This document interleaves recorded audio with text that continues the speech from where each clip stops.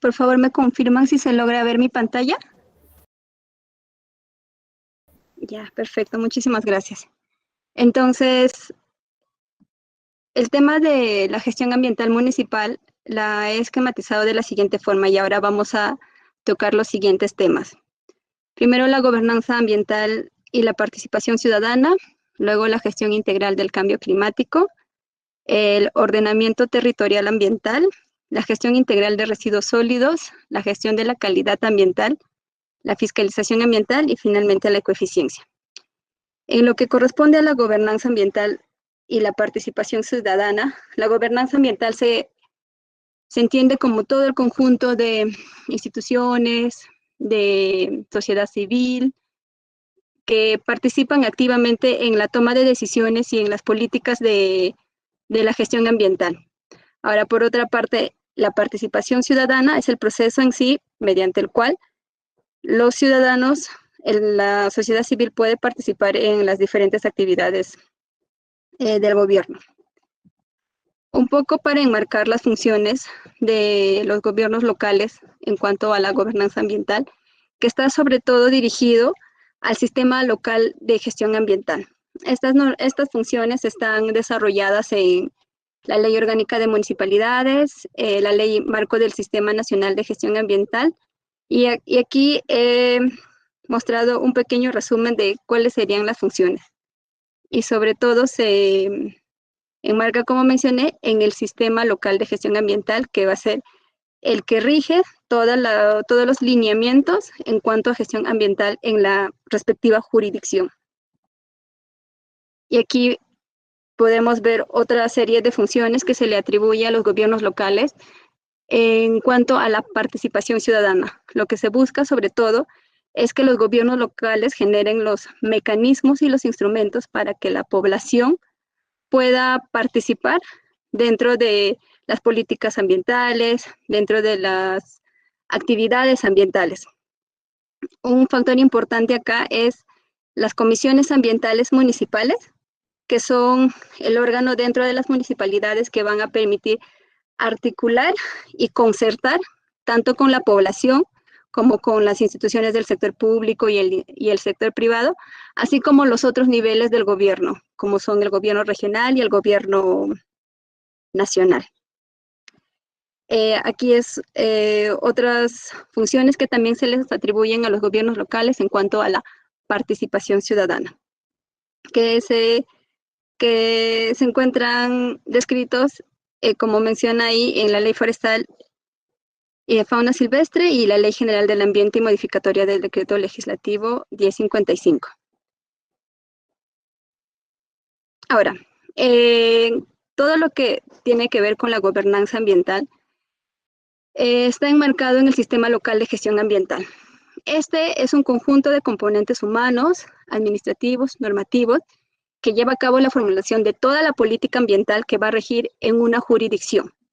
Y esto lleva consigo que se generen los mecanismos para la planificación, instrumentación, control, evaluación y seguimiento de las acciones de protección, conservación del ambiente y el manejo sostenible de los recursos naturales. Los gobiernos locales, provinciales y distritales deben implementar este sistema local de gestión ambiental porque va a ser el marco referente en cuanto a la gestión ambiental y se aprueba mediante una ordenanza municipal. Acá vemos un esquema de cómo más o menos se desarrolla el sistema local de gestión ambiental. Primero tenemos al alcalde y el consejo municipal, que es el primer nivel y son los encargados de la aprobación. Luego, la comisión ambiental municipal, que va a estar constituido por la unidad funcional correspondiente, algunos representantes de regidores, instituciones públicas, privadas y sociedad civil, quienes se encargan ya de la coordinación del sistema en sí. Luego, en un tercer nivel, tenemos a los grupos técnicos locales, que son profesionales especializados, y estos se encargan de proponer todas las medidas que se van a llevar a cabo para poder cumplir con el sistema local de gestión ambiental. Y finalmente, en el nivel 4 ya se ejecutan todas las acciones y los lineamientos y las actividades. y está a cargo de entidades públicas, del sector privado, de la sociedad civil, los gobiernos locales y los órganos desconcentrados. Entonces, ¿cuáles son los pasos para diseñar un sistema local de gestión ambiental? Primero tenemos a la creación de la Comisión Ambiental Municipal, que es el organismo que se va a encargar de hacer tangible todos los lineamientos y las políticas ambientales. Y además es el órgano que concerta con la población y con otros sectores, llámese el sector público, el sector privado, y con todos los niveles del gobierno a nivel regional y nivel nacional para que se pueda desarrollar el sistema local de gestión ambiental. A partir de ello se determina un diagnóstico ambiental local donde se conoce cuál es la situación actual en temas de gestión ambiental, y eso va a permitir conocer las potencialidades y limitaciones en un territorio. Según ello, se puede determinar la política ambiental local, que ya va a ser el marco normativo que va a regir toda la gestión ambiental de forma adecuada, con un transporte de calidad y asimismo generar menos emisiones a raíz de las formas de transporte que existen actualmente. Ahora, en cuanto a las ciudades limpias, esto va dirigido principalmente a la gestión integral de residuos sólidos, tanto por el tema del barrido y recolección de residuos en las calles, así como la recolección, la gestión integral en sí de los residuos domiciliarios y de otros lugares, ¿no? Aquí hay que priorizar bastante el tema de la minimización y de la segregación en la fuente. Ahora, la construcción sostenible está dirigida sobre todo a una construcción en la que se aproveche efectivamente los recursos, llámese la luz natural, se haga un ahorro de agua. Aún no hay un lineamiento que no está muy bien definido a nivel de Perú, pero sería también otro aspecto importante que podrían desarrollar las municipalidades. Y lo otro son los espacios públicos en los que se pueda tener espacios de calidad, espacios amplios, con áreas verdes, con gestión de riesgos y que puedan tener confort térmico. Ahora, en este marco, el MINAM ha lanzado una plataforma que se llama Huella de Carbono Perú.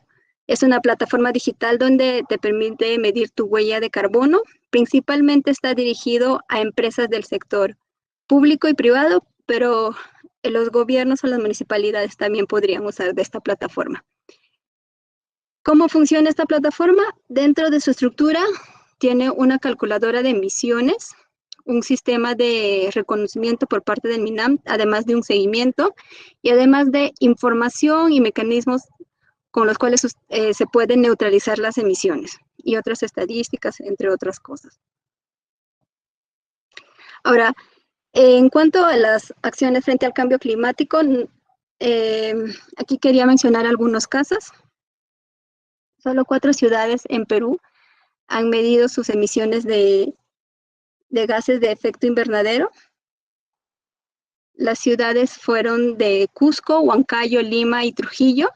Esto se determinó en una investigación de la consultora Periferia y los datos que se determinaron fue que se obtuvo valores menores a 5 toneladas al año per cápita, que está dentro de los rangos aceptables, pero esto también nos muestra que son muy pocas ciudades las que han decidido realizar el cálculo de la huella de carbono, de las emisiones de gases con efecto invernadero.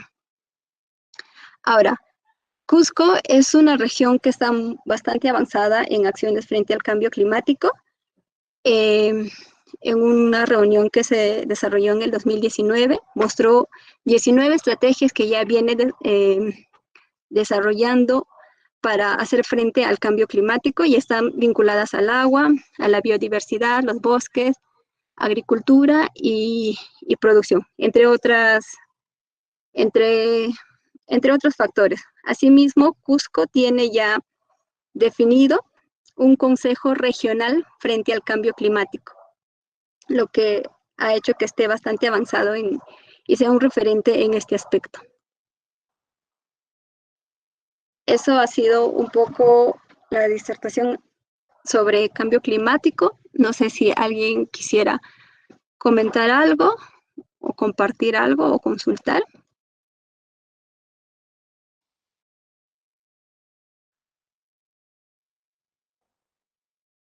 Ya, voy a pasar al siguiente tema, que es el ordenamiento territorial ambiental.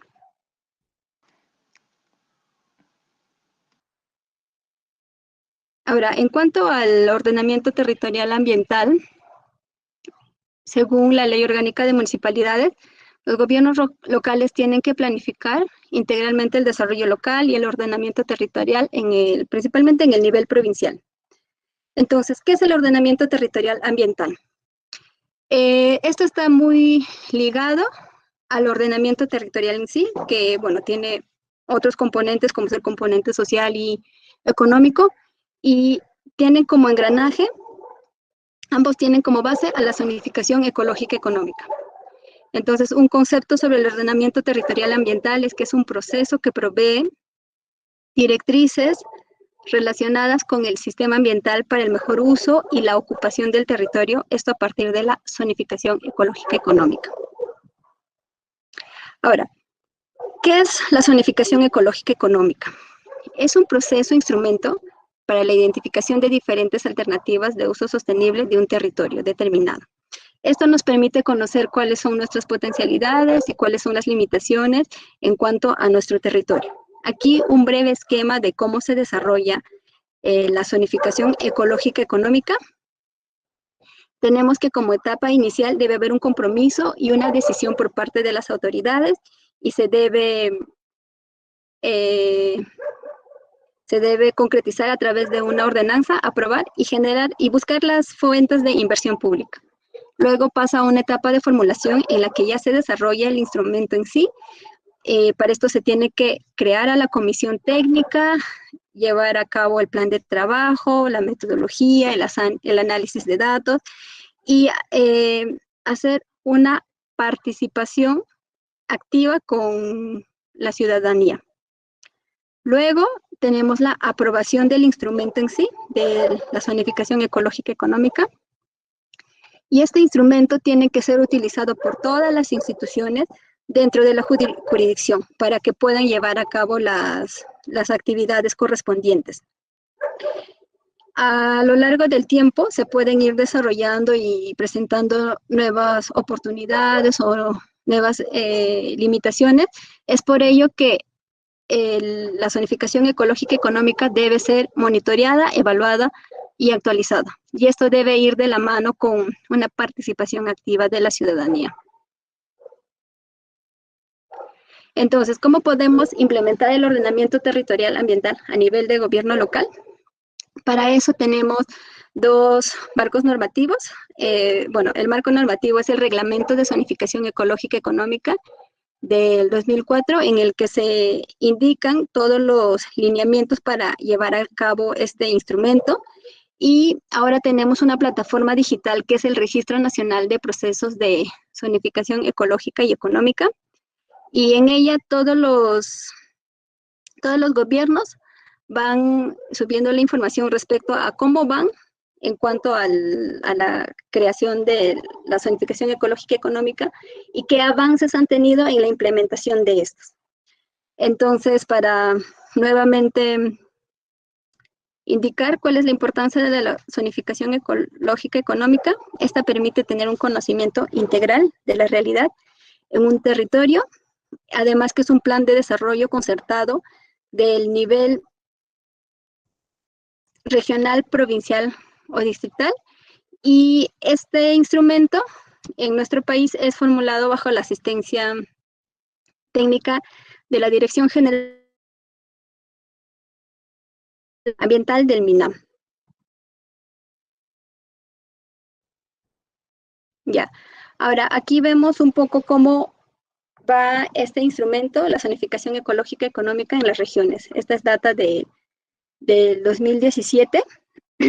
Aquí vemos que casi cerca del 50% más o menos de nuestras regiones ya tienen este instrumento y aún hay otras regiones que están en ese proceso. En el caso de nuestra capital, hasta el 2017 aún no contaba con este instrumento y en cambio el Callao sí. Este es un panorama de cómo van avanzando las regiones en cuanto a la zonificación económica ecológica. Ahora, ¿qué sucede cuando no tenemos implementado un ordenamiento territorial, cuando no tenemos un instrumento dentro de nuestra gestión? Sucede que a veces no podemos definir cuáles son las potencialidades y las limitaciones de nuestro territorio, y eso a veces genera que, tomando en cuenta los gráficos mostrados, que se tenga mucha población y por ende mucha actividad y también mucha presencia del Estado, principalmente en las ciudades. Sabemos que Lima concentra el 30% de la población de todo el Perú, y las principales ciudades también concentran gran cantidad de gente. Ahora, por otro lado, tenemos que la disponibilidad de recursos no exactamente va acorde con la cantidad con la población. Entonces, en el caso de nuestra población, tenemos que se acentúan principalmente en la costa del Perú, pero tomando en cuenta el recurso hídrico, tenemos que hay una mayor disponibilidad del recurso hídrico en la zona selva. Esto genera una mayor presión sobre los recursos, además de una mayor inversión de recursos económicos, tecnologías y de personal para poder proveer, para nuestro caso, para poder proveer del recurso hídrico a las ciudades que están altamente concentradas. Y el tema del ordenamiento territorial también genera muchos conflictos sociales y distorsiones en la propiedad. Se tiene hasta ahora mucho de nuestro territorio concesionado, porque principalmente nuestro territorio es un país extractivo de materia prima y se prioriza bastante por el tema del desarrollo, pero esto a veces genera ciertos conflictos por una parte porque se tiene conflictos por la población, por la actividad en sí, otros por el tema de la propiedad y otros porque se deja un poco de lado a estas poblaciones. Entonces, esto genera ciertos conflictos. Vemos, por ejemplo, acá que hasta el 2014 se tenía que territorios campesinos concesionados en el sur. En Arequipa se habían concesionado 52%, en Puno 38% y en Cusco más de 16%, haciendo casi la mitad del territorio nacional concesionado. Ahora, como saben, el principal causante de conflictos sociales en el Perú es la minería, una actividad extractiva, y vemos que en 7 años se ha aumentado considerablemente, desde 19 hasta 45%, tomando 2 años de referencia. Entre el 2005 y 2012 se ha aumentado la cantidad de áreas concesionadas.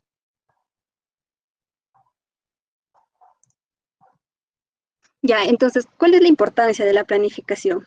La planificación nos permite tener una visión integral de nuestro territorio para saber dónde es más idóneo realizar cierta actividad y según eso poder saber qué potencialidades y limitaciones tiene nuestro territorio. Aquí vemos en la imagen, sucede que muchas veces la población se asienta en las riberas de ríos y esto genera huaicos o desbordes de río, y si hubiera una adecuada planificación podríamos evitar este tipo de desastre. Y lo mismo sucedería con los conflictos socioambientales.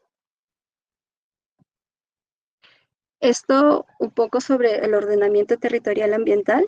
No sé si alguien tendría algo para compartir o consultar.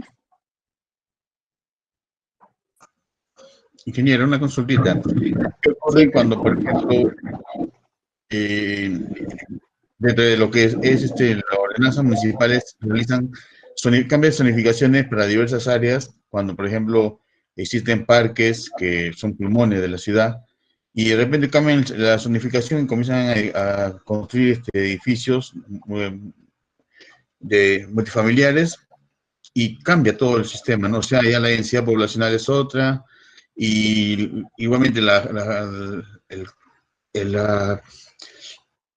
los desechos se aumentan, hay mayor desorden, entonces cambia todo el sistema. la municipalidad, quién, o sea, ellos quienes los controlan en este tipo de casos, ¿no? Sí, sí, sí, la municipalidad, la zonificación ecológica económica es un instrumento que rige, una vez que ya se encuentre elaborado y aprobado, es un instrumento que rige a nivel de toda la jurisdicción. Por tanto, todos los sectores, público, privado, las instituciones y la ciudadanía, tiene que tomar como marco este instrumento, y la municipalidad asimismo, porque para poder hacer, en este caso en particular que usted menciona, para hacer un edificio, tiene que otorgar las autorizaciones y la documentación respectiva, puede hacer o sea, podría no dejar que se desarrollen estas actividades, ¿no? Porque iría en contraparte de lo que ya está estipulado dentro de la zonificación ecológica económica. Sí tendría esa facultad, porque este instrumento es un instrumento marco para todas las actividades en sí.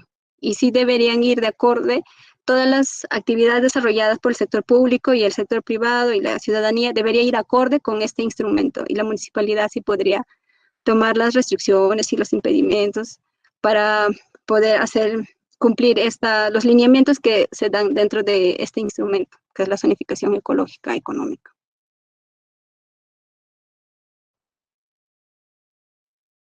Buenas tardes.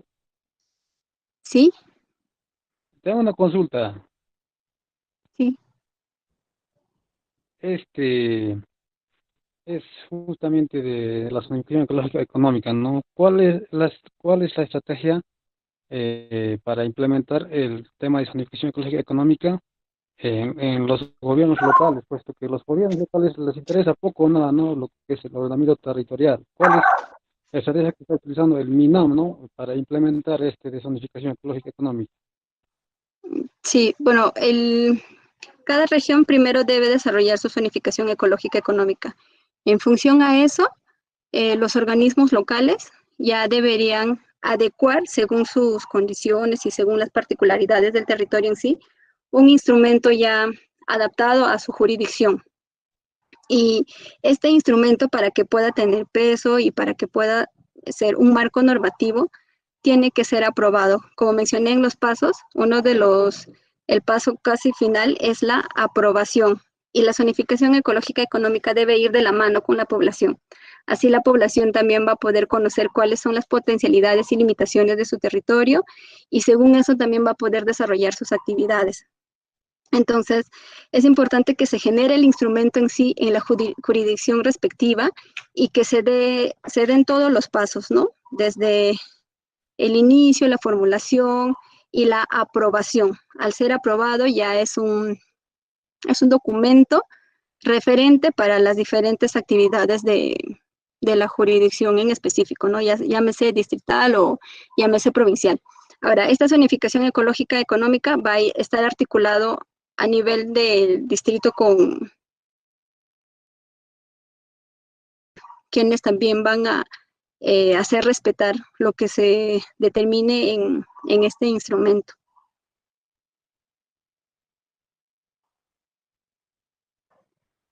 Ya, ahora para pasar al siguiente tema, que es la gestión integral de residuos sólidos, que es un tema bastante amplio. Aquí muestro, como mencionaba, las funciones que corresponden en este caso a las municipalidades provinciales. Sobre todo para los planes provinciales de gestión integral de residuos sólidos, tiene que ver con las infraestructuras de residuos sólidos, es decir, los rellenos sanitarios. Sobre la municipalidad provincial, tiene que también estar orientando a los municipios distritales sobre el marco normativo del manejo de residuos sólidos y aprobar los instrumentos de gestión ambiental sobre los proyectos de infraestructura de residuos. Esto solo para mencionar, porque las funciones en verdad son bastante amplias en cuanto a las municipalidades provinciales y las municipalidades distritales.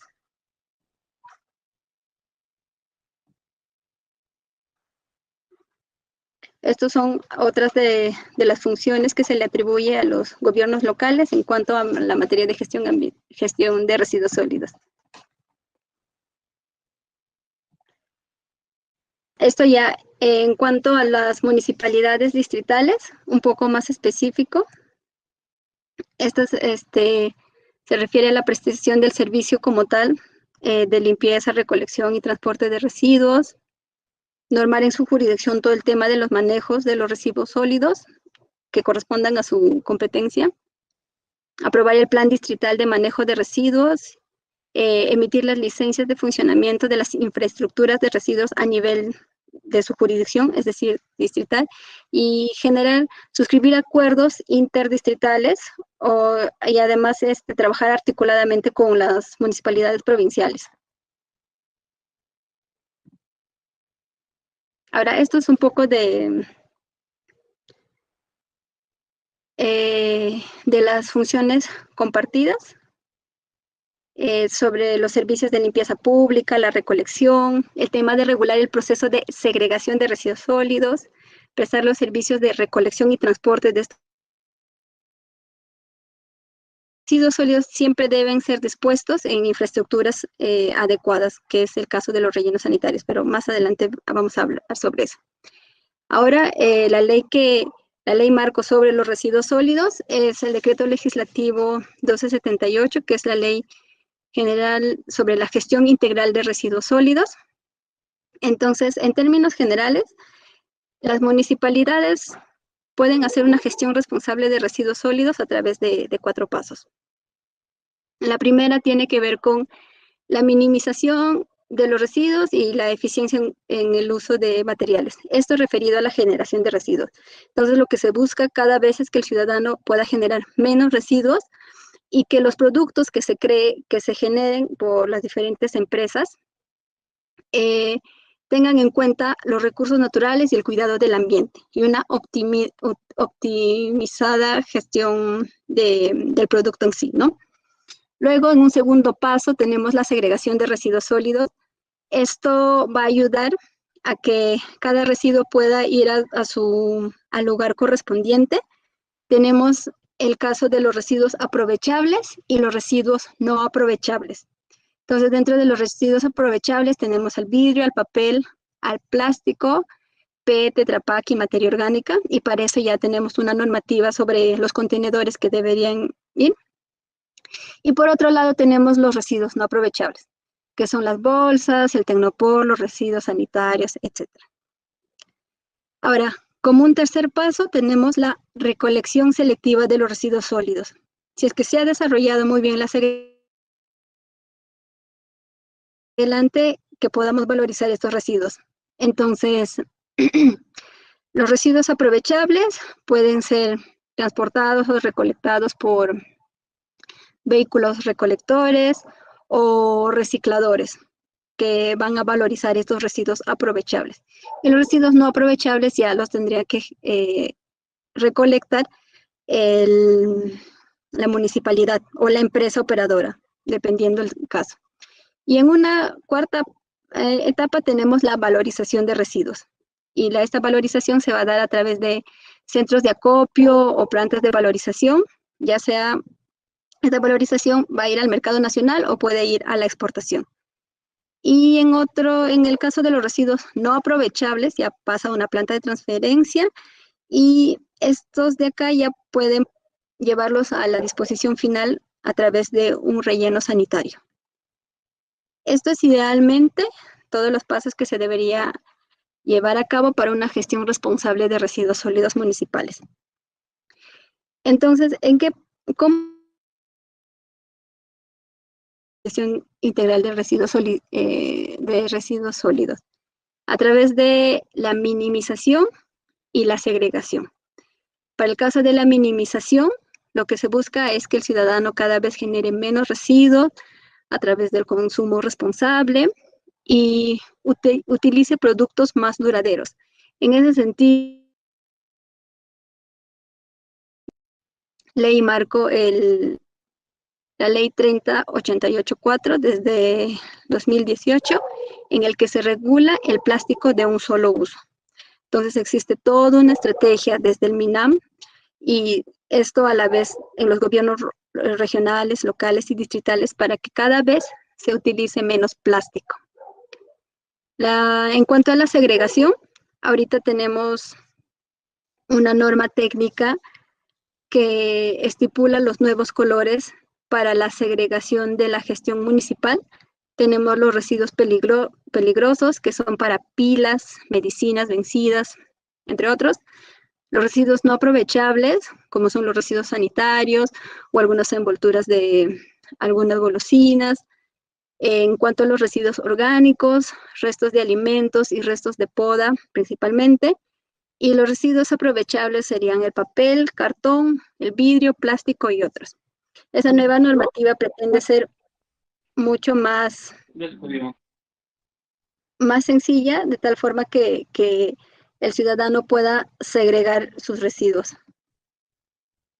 Entonces, esta es la gestión integral de residuos sólidos municipales. Tenemos por una parte la generación, la segregación, que son los pilares, porque a partir de ello, mientras reduzcamos la cantidad de residuos y segreguemos adecuadamente los residuos, todas las demás etapas se van a poder desarrollar y se va a poder dar una mejor gestión a los residuos sólidos.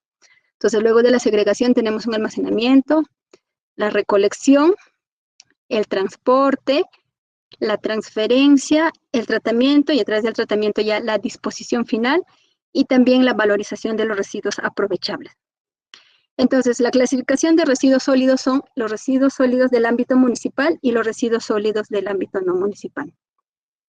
En los residuos sólidos del ámbito municipal tenemos a los domiciliarios, el de barrido de calles, el de la limpieza de espacios públicos y actividades comerciales. Esto es de competencia estricta de la municipalidad provincial y distrital, y el MINAM es el ente rector de toda esta gestión.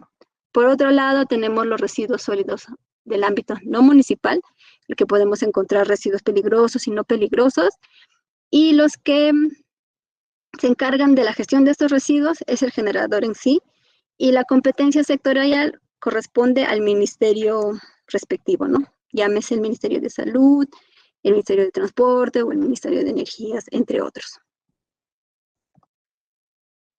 Un poco de cifras en cuanto a la gestión de residuos sólidos. Actualmente el Perú se estima que genera 7 millones de toneladas al año. Esto equivale a 19,000 toneladas de residuos al día.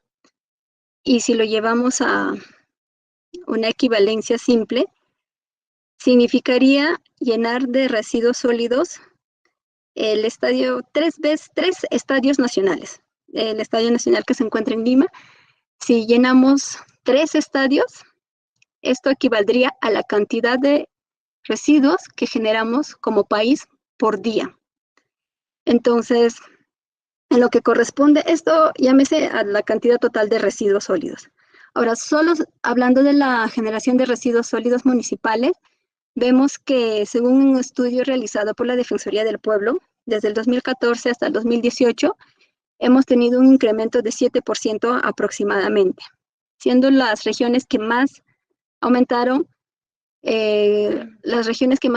fueron Madre de Dios y Ayacucho, y las que disminuyeron la generación de residuos fueron Puno y Tacna. Por otro lado, hablando de composición, en cuanto al país, nuestra capital y la provincia constitucional del Callao generan alrededor del 50% de residuos de todo el país. Ahora, el 70% de los residuos sólidos municipales corresponde a los residuos sólidos domiciliarios. Y vemos que en este periodo, desde el 2014 hasta el 2018, aproximadamente se ha incrementado en 4%. Ahora, en lo que corresponde a la generación per cápita, tenemos que en este periodo la generación promedio fue de 0,52 kilogramos por día por persona. Y el equivalente en año es de 189,8 kilogramos por año. Las regiones que tuvieron mayor generación per cápita fue Ucayali y Callao, y las que tuvieron menor generación fue Pasco y Moquegua. Nuestra capital tuvo un estimado de 0,61 kilogramos por día, y como dato, Puno tuvo un valor de 0,48 kilogramos de residuos por persona por día. Ahora, sobre nuestros residuos sólidos y cómo está compuesto. Considerando la segregación, la normativa actual y cómo se viene clasificando a nuestros residuos, tenemos que más del 70% de nuestros residuos son residuos que sí se pueden aprovechar. Y de este 73%, aproximadamente 53% son residuos orgánicos y 20% aproximadamente son residuos inorgánicos aprovechables. Entonces vemos que estos residuos que no son basura, porque fácilmente podrían ser aprovechados, volviendo al ciclo, los residuos orgánicos como abono o otro tipo de transformación, y los inorgánicos ingresando al reciclaje, son residuos que no deberían llegar a un relleno sanitario o al ambiente porque tienen potencial para poder volver al ciclo. Y la realidad que nos muestra que en verdad están siendo aprovechados, según cifras del MINAM, tenemos que en el 2018 los residuos orgánicos se aprovechó en un 1% y los residuos inorgánicos en un 2%. Entonces, ¿a dónde se fueron el 99% y el 98% de estos residuos? Se fueron a un relleno sanitario o posiblemente a un botadero o a un punto crítico, llámese esto a un lugar donde se acumula basura, o fueron a contaminar nuestros ríos. ¿Cómo estamos desperdiciando ese potencial que tenemos para un gran porcentaje de nuestros residuos? Porque más del 70% de nuestros residuos sí pueden ser aprovechados. Ahora, haciendo otro análisis, considerando que tenemos que el 73% de nuestros residuos sí son aprovechados, el 18% no son aprovechados y el 7.74% son residuos peligrosos. Solo este 18% que no son aprovechados en sentido estricto. Pero vemos, según el gráfico de abajo, que en un relleno sanitario se disponen aproximadamente el 52%. Esto significa que el 30% de residuos que sí se pudieron haber aprovechado terminaron en un relleno sanitario, desperdiciando este potencial que tienen estos residuos.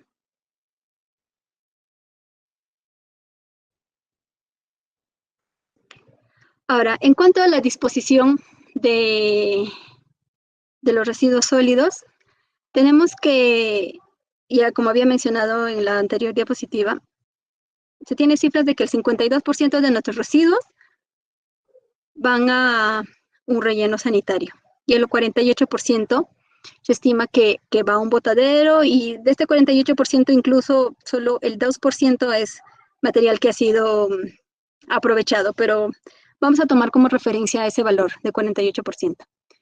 Entonces tenemos que, según un estudio realizado por el MINAM, 344 rellenos sanitarios es la cantidad que necesitaríamos como país para poder albergar la gran cantidad de residuos que estamos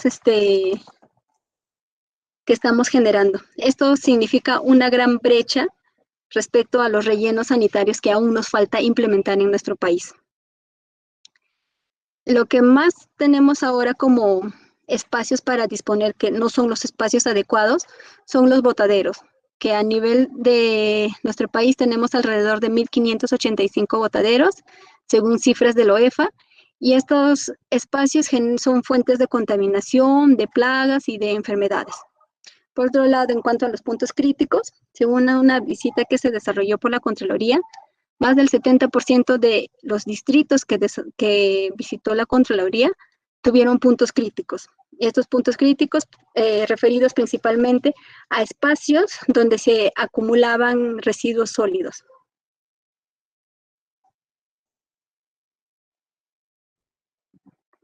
Ya, voy a hablar acá un poco sobre el programa de incentivos a la mejora de la gestión municipal, que es un programa que está siendo impulsado desde el Ministerio de Economía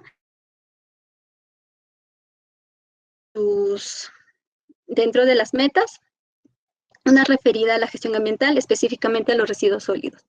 Entonces, este programa lo que busca es transferir recursos a las municipalidades de acuerdo al cumplimiento de ciertas metas en un determinado tiempo.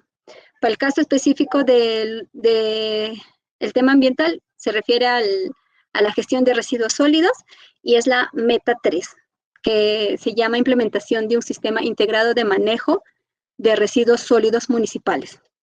A partir del 2018 se ha incorporado ya la disposición final, pero inicialmente fue concebida como priorizando los programas de segregación en la fuente y la recolección selectiva de residuos sólidos. Entonces vemos que desde el 2014 hasta el 2018, aproximadamente solo 50% de todas las municipalidades han podido tener acceso a este programa de incentivos. Y en cuanto a los recursos asignados a estas municipalidades, también vemos montos bastante considerables, siendo el que mayor se registró en el 2016, con más de 81 millones de soles, y en el 2018 de 50 millones.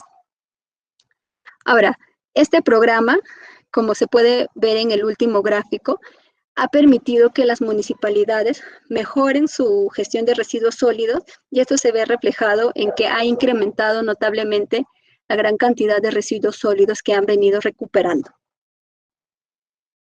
Por eso, la Defensoría, en un estudio que hizo, recomendó que el MINAM siga propiciando estas metas en cuanto a la gestión de residuos sólidos, para que se pueda ir mejorando la gestión, se pueda ir recuperando más residuos, se implemente planes de valorización de residuos y también se avance en la implementación de rellenos sanitarios, ¿no? Que es la tecnología más adecuada para poder disponer nuestros residuos. Ya, sobre este tema, no sé si alguien quisiera comentar o hacer alguna consulta o compartir alguna experiencia. Buenas tardes. Sí, buenas tardes. Buenas tardes, ingeniera. Una consulta. Muchas veces como ingenieros ambientales, que es mi carrera, nos encontramos con el problema cuando trabajamos en una municipalidad, que por más que tengamos, hay veces, un plan bien estructurado, lo que va tal vez influenciar más es, ¿no?, la conciencia de la población. Entonces, ¿cuál sería el método más eficiente para que la población pueda tomar conciencia sobre el caso de los residuos sólidos? Ya, mira, todos los instrumentos que yo he visto en las diferentes regiones y en las diferentes municipalidades, a través de noticias o de sus portales, los mecanismos que generan un mayor contacto con la población son las campañas de sensibilización, y sobre todo las campañas que tienen que ver con visitas a los hogares o la participación en sí de los mismos estudiantes, porque estos estudiantes, al generar una conciencia en sí y ser partícipes de la gestión ambiental como promotores ambientales, ellos mismos propician dentro de sus instituciones esta educación ambiental, y ellos pueden llevar esta educación ambiental a casa. Entonces, la educación ambiental me parece a mí que es el mecanismo mucho más efectivo y eficiente para poder llegar a la población, a través de charlas, a través de talleres, de capacitaciones y de visitas, y muchas campañas que involucran incluso también medios de comunicación, en la radio, en la televisión, y de esta forma la población se va a ver más identificada, y la idea es que siempre podamos cultivar una conciencia ambiental. Y más aún si podemos trabajar con los niños, porque esta es la generación que se va a ir formando ya con una conciencia ambiental, y que además lleva esta conciencia y esta educación ambiental a sus casas. Entonces, estos mecanismos a mí me parece que son los más efectivos para poder llegar a la población e involucrarlos dentro de la gestión ambiental. Bueno, su participación sobre todo radica en la correcta segregación de residuos, ¿no?, que es el pilar y el aspecto fundamental para poder realizar un adecuado.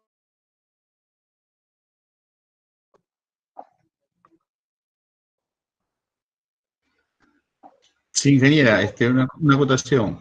Yo trabajo en la Municipalidad de San Miguel y justamente ahí se establece, como usted dice, una campaña de concientización de la ciudadanía.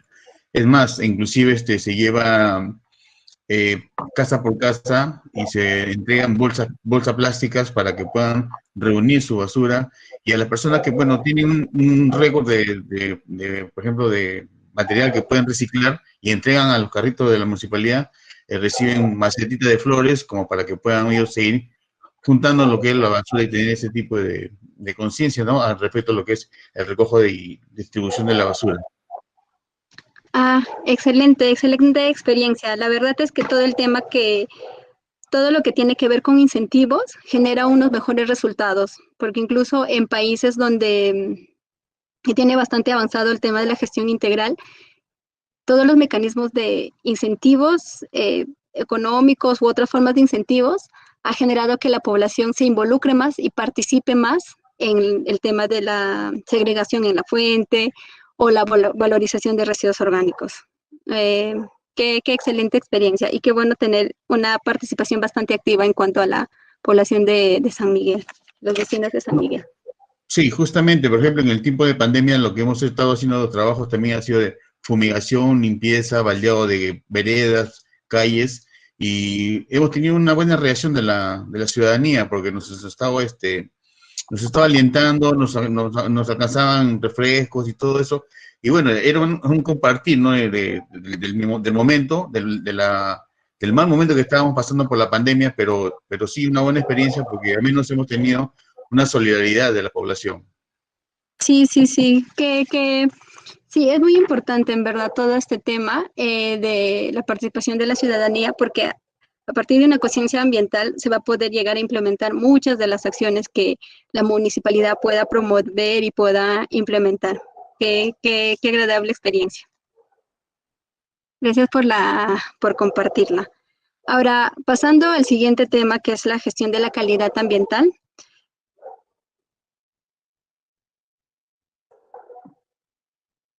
En las funciones que corresponde a este aspecto, tenemos a difundir programas de saneamiento ambiental en coordinación con los otros niveles del gobierno y sobre todo normar y controlar los ruidos y vibraciones. Esto es una función bien específica de los gobiernos locales, todo el tema de la regulación de la contaminación sonora. Entonces, ¿cómo se podría implementar la gestión de la calidad ambiental? Tenemos para ello una norma que son los lineamientos para el fortalecimiento e incorporación de los grupos de estudio técnico ambiental de calidad de aire en las comisiones ambientales provinciales. Entonces, cuando se llegue a desarrollar el plan para el mejoramiento de la calidad ambiental, existe ya unos lineamientos para poder incorporar grupos de estudio técnicos en estas comisiones. Ahora, sobre el ruido, que es uno de los componentes que desarrollan sí las municipalidades, tenemos un reglamento que establece los estándares de calidad ambiental para ruido. Y sobre el servicio público de transporte urbano, tenemos una normativa desde el 2017 en el que se establecen los límites máximos permisibles de emisiones atmosféricas para vehículos automotores. Dentro de esta norma, en el acápite 2, tenemos el que corresponde ya a vehículos que ya se encuentran en circulación, y ahí se establece una serie de valores para los diferentes componentes.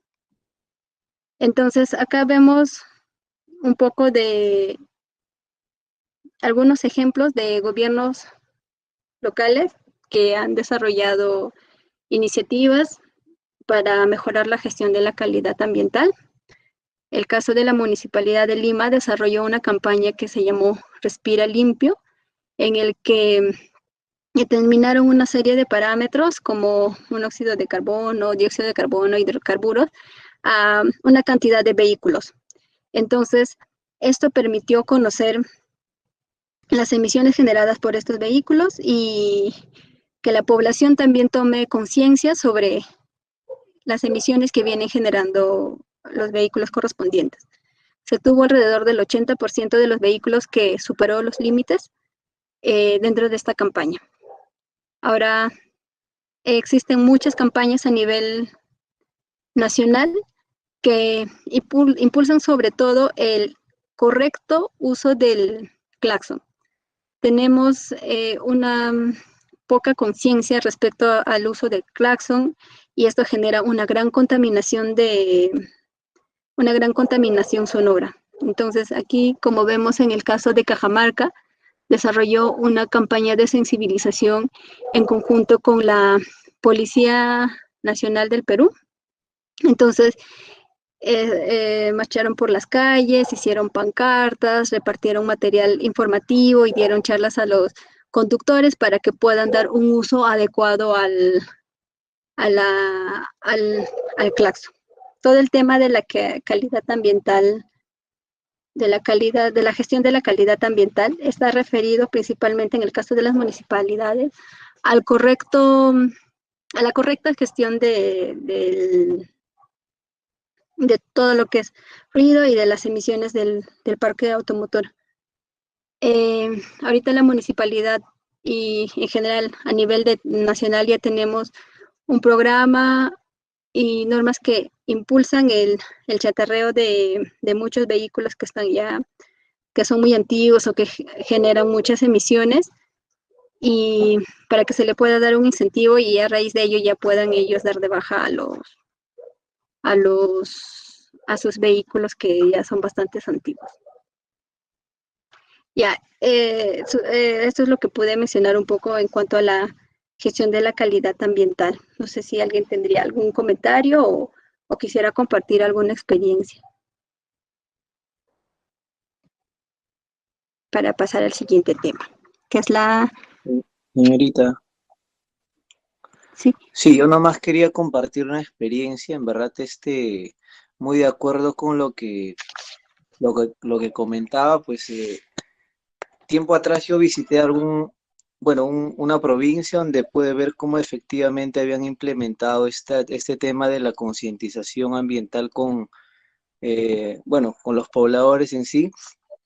Y uno de los factores bien importantes y que dio buenos resultados realmente fue el tema de concientizar desde lo más pequeño, ¿no? Entonces, yo vi cómo efectivamente los más pequeños fueron concientizados dentro de sus aulas y ellos ya llevaban todo este aprendizaje a casa para poder compartir con los papás, y de alguna forma son ellos los que terminan concientizando a los padres y a la familia en general, ¿no? Entonces, el tema de la segregación de residuos también se convirtió ya en parte de juego dentro del hogar, y bueno, resultó muy bueno esto de la segregación porque el impacto que se tuvo fue notable, haciendo la comparación desde un tiempo atrás, ¿no? Sí, en definitiva es muy importante, por eso como también mencionaba un colega anterior, que se pueda impulsar muchas campañas de sensibilización, porque a partir de una conciencia ambiental y de una cultura ambiental vamos a poder desarrollar diferentes actividades ambientales y la población misma va a impulsar y promover estas acciones y va a participar activamente. Y aún más si esta conciencia ambiental la desarrollamos desde las instituciones educativas, ¿no? Desde los diferentes niveles, porque ya es esta generación la que más adelante además va a poder desarrollar ya como un hábito todo lo referido a la gestión de residuos, citando el caso que mencionaste. Ya va a ser mucho más sencillo la segregación de residuos, va a ser mucho más sencillo, va a haber una mayor conciencia en cuanto al consumo de productos, una reducción de plásticos, se va a optar por materiales que duren más, que sean más resistentes. Entonces, en definitiva, es muy importante involucrar a los estudiantes. Ya, ahora pasando un poco a la fiscalización. Hay una más para ya cerrar.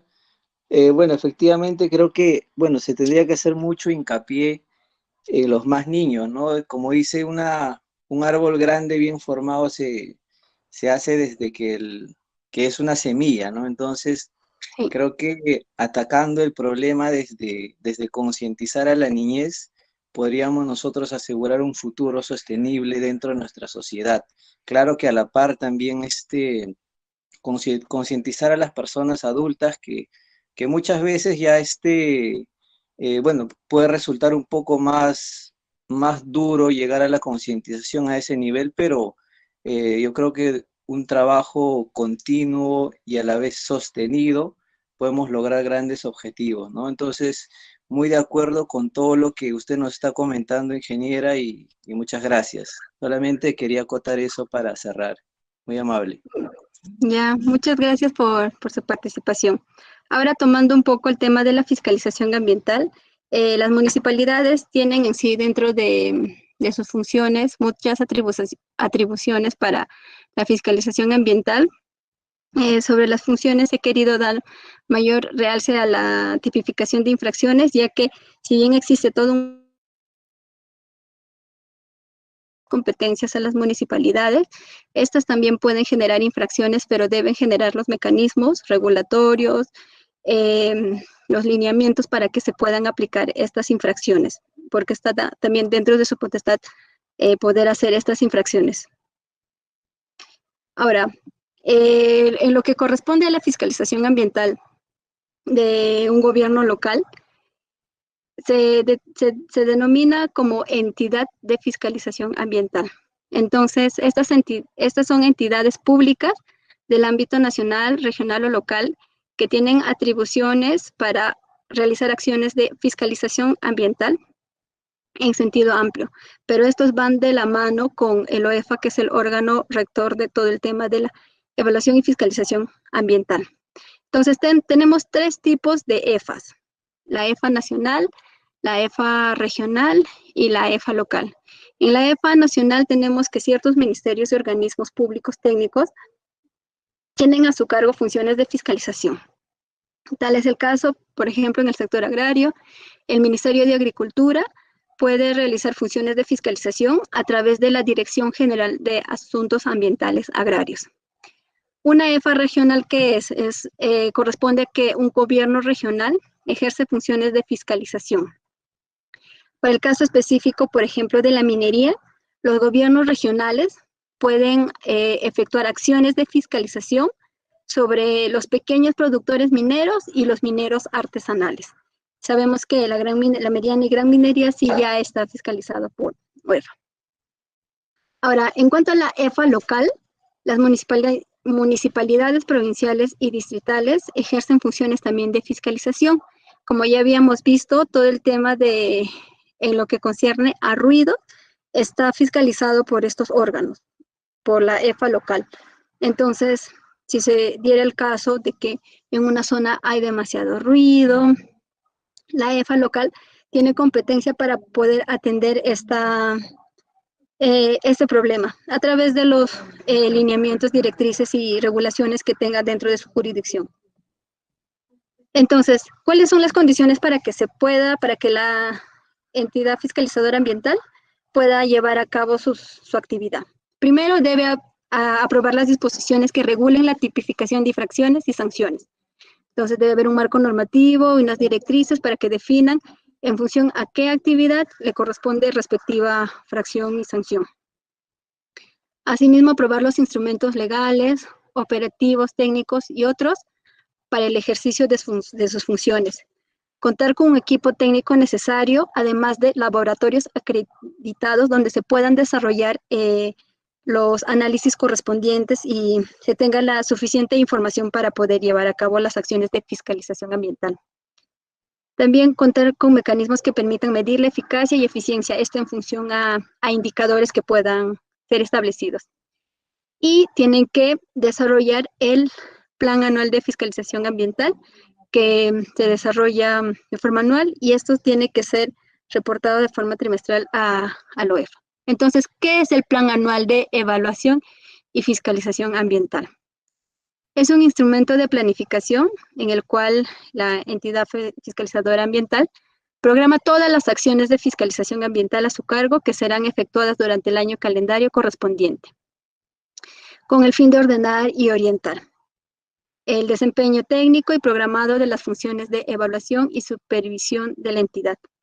Existe un reporte que se hace en función al Plan Anual de Evaluación y Fiscalización Ambiental, que es un reporte trimestral que tienen que hacer las municipalidades al OEFA sobre los avances y la implementación que ha venido desarrollando en función a las acciones que definió en el Plan EFA. Ya, ahora, para poder involucrar a la población dentro de la fiscalización ambiental, existe todo un sistema en el que los ciudadanos puedan realizar denuncias ambientales.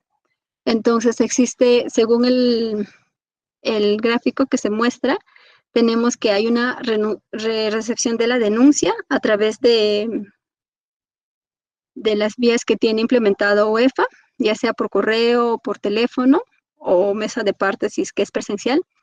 Existe un registro de esta denuncia y luego la OEFA identifica cuál es la competencia de esta denuncia.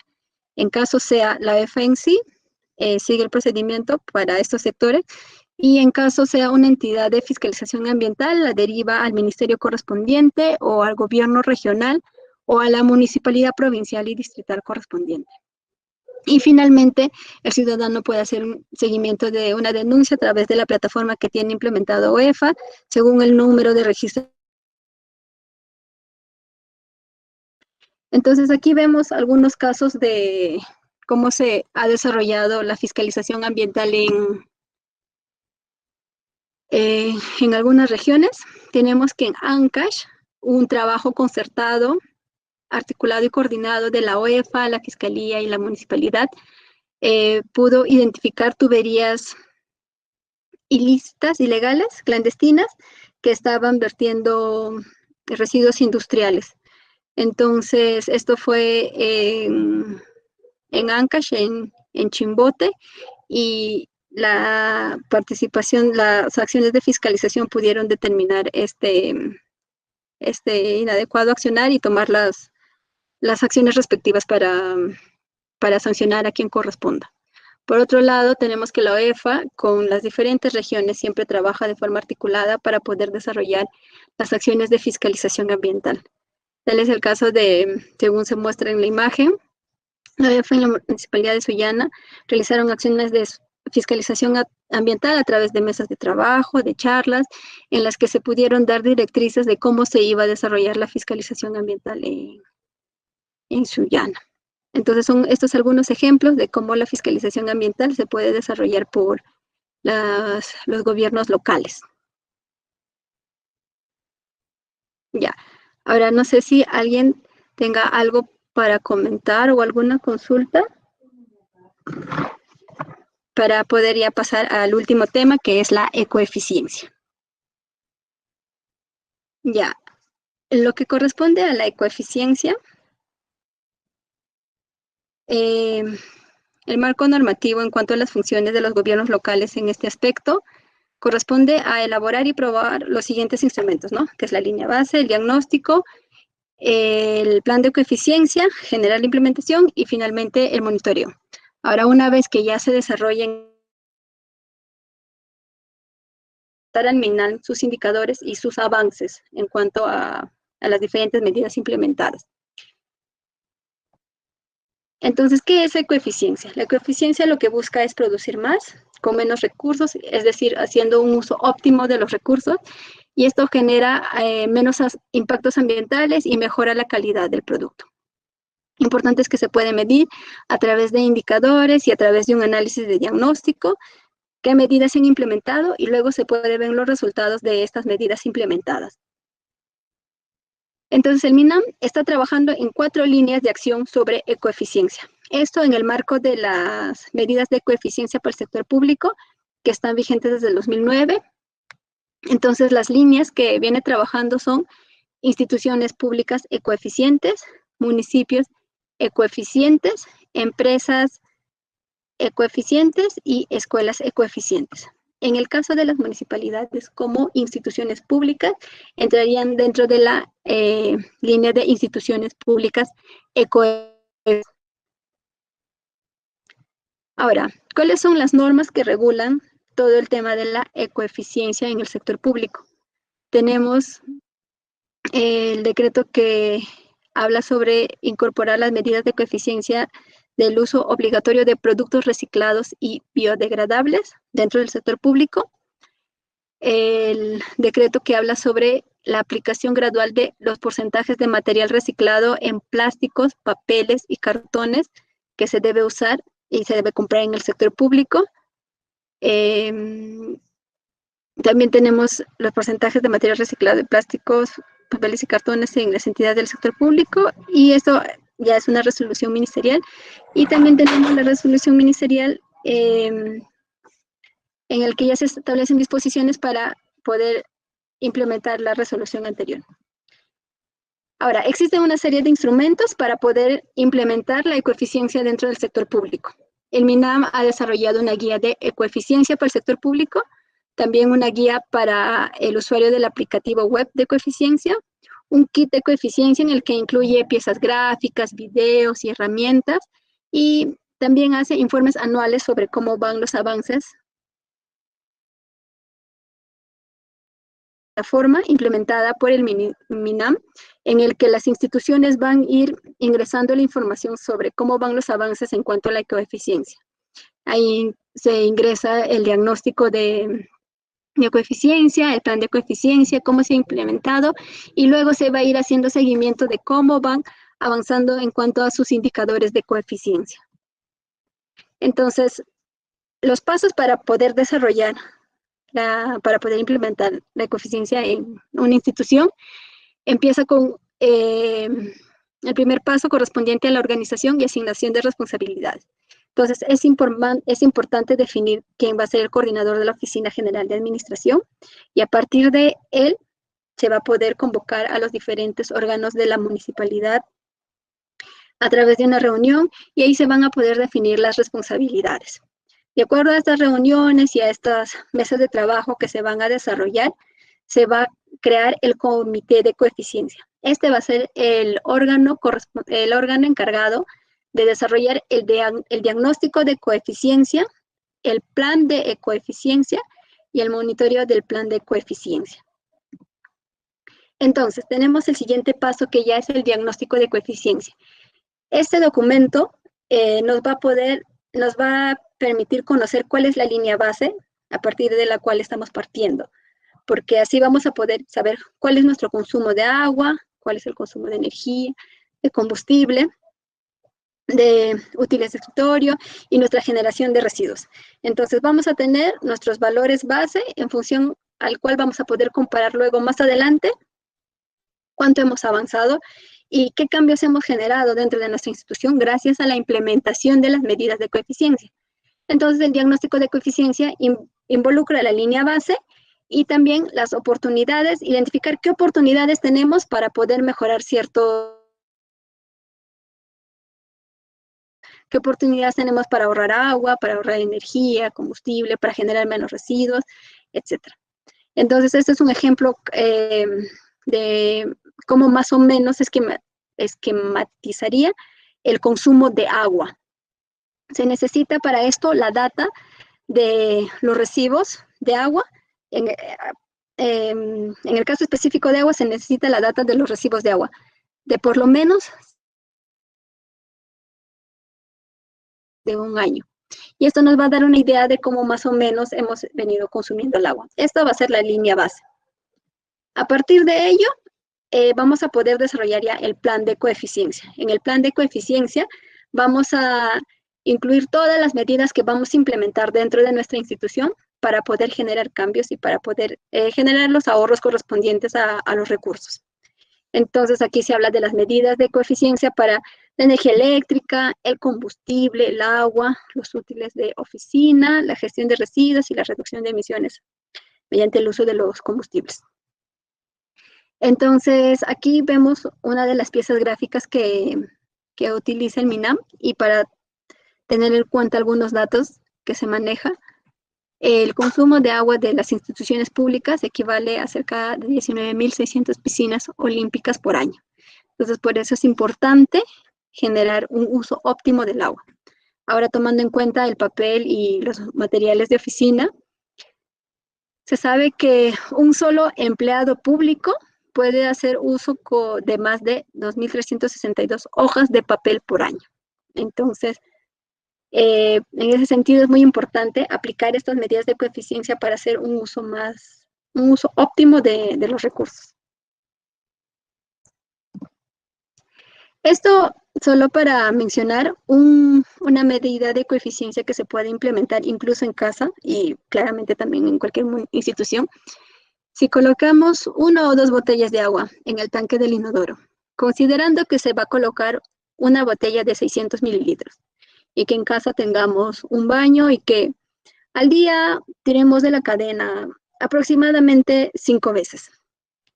Entonces tendríamos que el ahorro por día sería de 3 litros. El ahorro por mes sería de 60 litros y el ahorro por año sería de 720 litros de agua, que es un ahorro bastante importante y es una medida bastante simple y sencilla de implementar.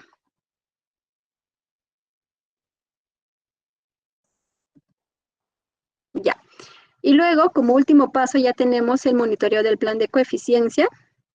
En este monitoreo ya se identifica cómo van ya los efectos de estas medidas implementadas. Entonces vamos viendo cómo ya vamos generando estos ahorros de agua, el ahorro de energía y sobre todo el ahorro de costos, ¿no? Porque si antes teníamos muchos caños en mal estado y se perdía agua, si logramos como medida arreglar todos los caños, ya se puede generar un importante ahorro.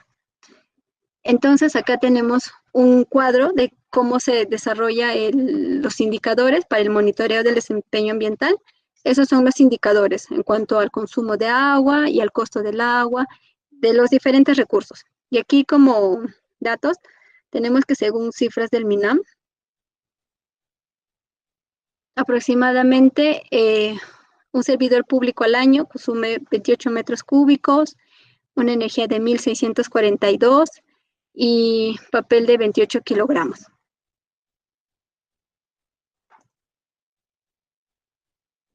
Ahora, el MINAM viene impulsando una serie de acciones para que las instituciones puedan implementar la ecoeficiencia dentro de ellas. Una de ellas es la iniciativa EcoIP, que es un programa especializado. Es un programa especializado de formación de capacidades y asistencia técnica que brinda el ministerio. Entonces, y luego de esa capacitación, existe un reconocimiento de acuerdo al desempeño que se haya logrado dentro de este programa. A la fecha ya muchas instituciones han participado de esta iniciativa y han sido también reconocidas. Algunas cifras que nos muestra cómo se desarrolló la iniciativa EcoIP en el 2017. Vemos que 8 instituciones obtuvieron el reconocimiento, se tuvieron cerca de 9 instituciones con planes de coeficiencia, más de 1.156 servidores públicos fueron capacitados. En caso se quiera participar de esta iniciativa EcoIP, se puede escribir a través del correo eficiencia@minam.gov.p, que corresponde a la Dirección General de Calidad Ambiental MINAM, que es el órgano que está ahorita viendo todo el tema de la ecoeficiencia en las instituciones. Y la pregunta quizás que resulta acá es, ¿en verdad se generan ahorros por las medidas ecoeficientes? Estas son cifras del MINAM que se mostraron en una charla y muestra cómo se ha ido aumentando significativamente los ahorros en el sector público gracias a las medidas de coeficiencia implementadas. Ahora, en el 2019 se hizo un reconocimiento a las instituciones que lograron implementar la coeficiencia en sus instituciones y se pudo destacar que más de 3 millones de soles se ahorró gracias a la implementación de medidas de coeficiencia en estas instituciones. Entonces, las cifras nos muestran que sí existe un ahorro significativo al implementar estas medidas de coeficiente y nosotros como municipalidad debemos ser los referentes y el modelo para que otras instituciones también se sumen a estas medidas de coeficiencia y así hacer un uso más efectivo, más eficiente y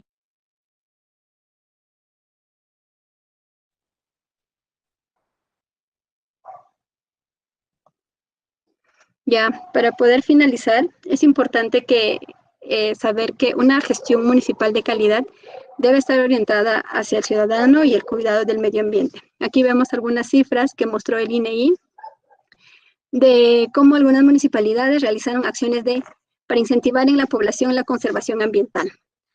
Vemos que gran parte de las municipalidades desarrollan charlas educativas y conciencia ambiental, más del 50%.